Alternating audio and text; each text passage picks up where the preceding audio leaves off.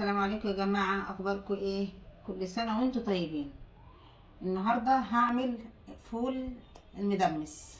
خلاص، الفول المدمس ده هيبقى على مستوى، هيبقى فول كده كهرمان، وهو حاجات بسيطة يعني، حاجات كلها من البيت، مش هتكلف كتير يعني.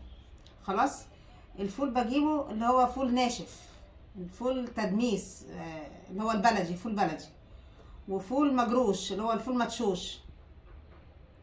بجيب نص كيلو فول، ببله يوم 24 ساعة لحد ما ينفش كده، ومعاه حوالي 100 جرام فول مدشوش، فول مدشوش 100 جرام، وبليناه بقى بالشكل ده اهو، بقى كده. خلاص، ده بليناه 24 ساعة.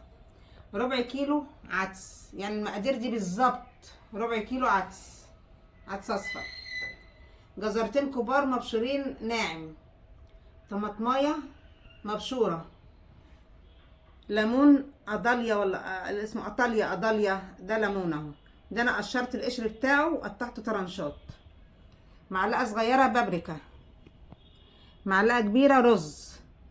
بس هي دي كل المكونات بتاعتنا. ودي القدره بقى، دي القدره بتاعتنا. عايزين تعملوا في قدره اعملوا في القدره، احسن حاجه القدره. عايزين تعملوها في حله، بس الحله ما تكونش واسعه، تكون يعني ايه، ضيقه كده، صغيره. خلاص، يعني زي كده ممكن، عشان يطلع الفول مدمس على اصله. خلاص، فاحنا هنعمل ايه دلوقتي؟ هحط الحاجه بالترتيب، بجيب الفول مع الفول المدشوش، بحط كله في الحلقه في الدماسه.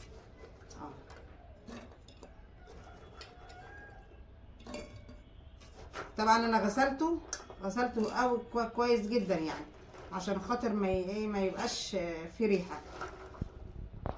عارفين الفول لما بيتبل وبيقعد كده بيعمل ريحه، فانا غسلته وشطفته 100 مره، بقى زي القشطه.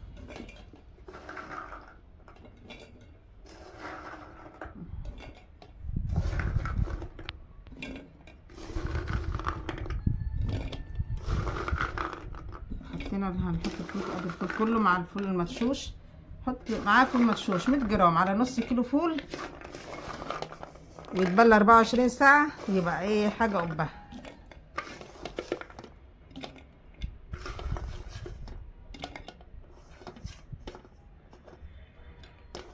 خلاص كده، ده احنا خلصنا منه.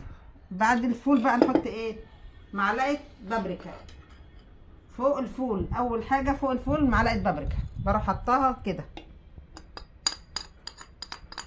ده فوق الفول. خلاص، بعد كده بنحط الايه فوقها الليمون، طرنشات الليمون، انا مقطعاها طرنشات زي ما هي كده. لو عايزين تحط ليمون بلدي بتقشروه، مش بيتقشر، بيتقطع نصين وتشيلوا البذر منه وتحطوه عادي. خلاص كده، هحط بقى ايه، الجزر فوقيه. الجزر دي جزرتين كبار، بس انا عشان انا بشراهم رفيع فتحس ان هما كتير، لكن هما جزرتين كبار حلوين يعني.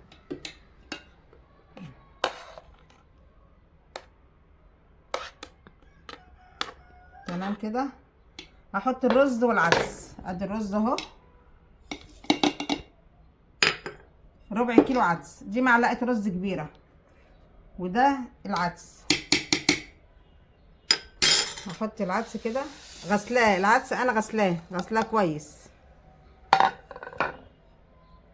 نحط فيه بقى ايه، الطماطم. دي طماطمايه حلوه يعني كده، معقوله، مش كبيره قوي ولا صغيره او وسط.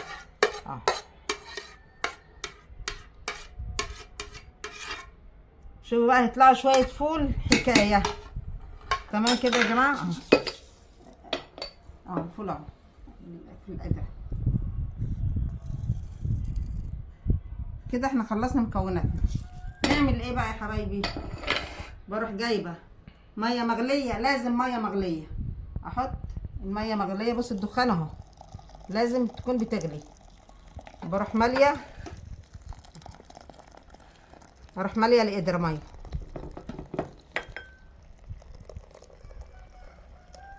وانا بحط كده الميه لازم ايه اقلب كده. قلبت عشان الميه ايه تنزل تحت كويس. شايفين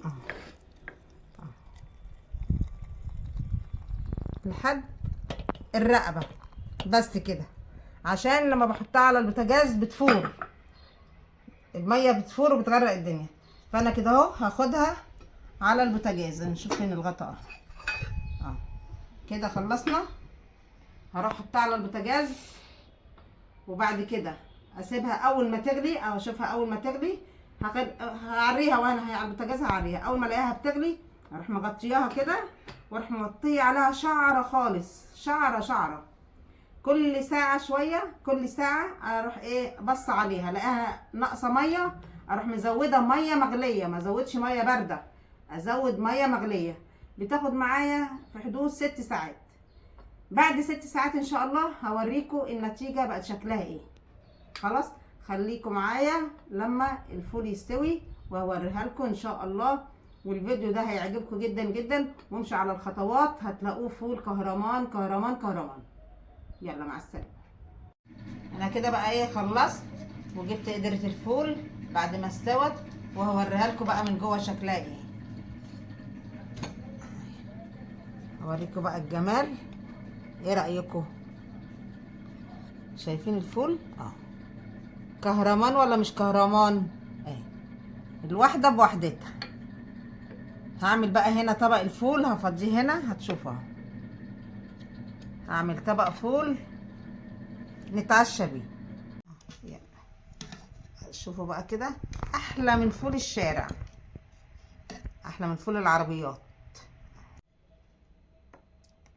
ايه رايكم؟ شويه فول، بصوا زبده.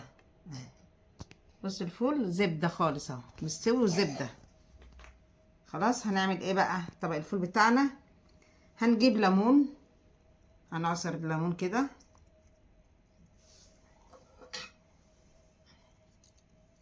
ادي ليمون، ليمونه كامله بقى عشان يطلع ايه حلو.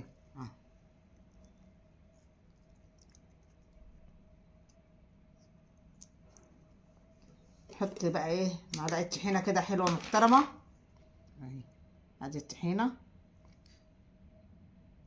زي ايه بتاع المحلات. كمان معلقه.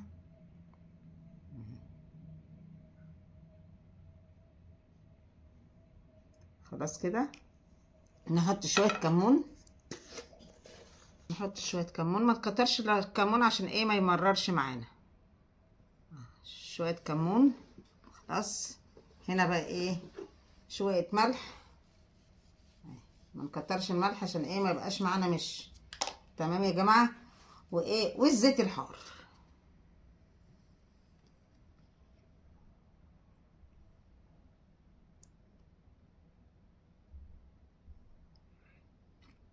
ايه رايكم؟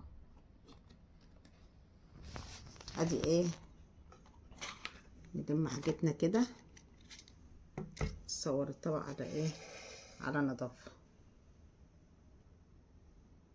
شايفين الزيت الحار بيجري في قلب الطبق كده. خلاص يلا بقى عايزه منكم تعليق كده حلو، وان شاء الله الفيديو ده انا حاسه ان هو هيطلع وهيعجبكم باذن الله. لايكات كتير وسبسكرايب، وتدلعوني كده بقى عشان ايه الفيديوهات بتاعتي مش هقول لكم عليها.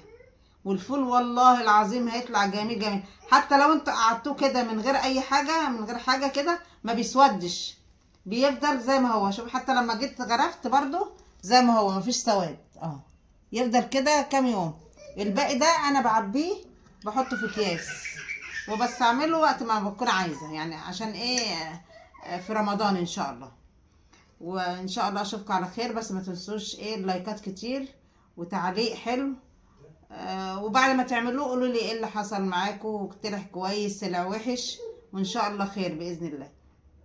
يلا تصبحوا على خير. السلام عليكم.